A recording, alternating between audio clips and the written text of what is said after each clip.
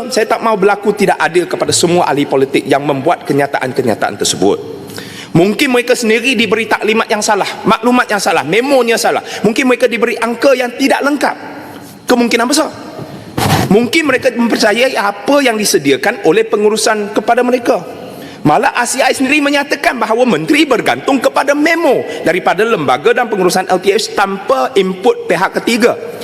Ini bukan saya sebut, laporan muka surat 139. Tapi perkara yang tidak boleh dipertikaikan ialah rakyat telah dikhabarkan satu perkara, sedangkan hakikat kewangan yang akhirnya ditemui adalah perkara yang lain. Kalau semua ahli politik itu hanya membaca apa yang diletakkan di hadapan mereka, maka siapa yang menyediakan maklumat itu? Siapa yang tahu keadaan sebenar? Siapa yang menyembunyikan kerugian? Siapa yang membenarkan gambaran seolah-olah semuanya okey, pink and fluffy, baik, sedangkan institusi ini sedang menuju krisis? Seseorang telah gagal mengatakan kebenaran. Mungkin seorang, mungkin dua orang, mungkin 10 orang, mungkin berapa orang, mungkin ada politician, mungkin tak ada.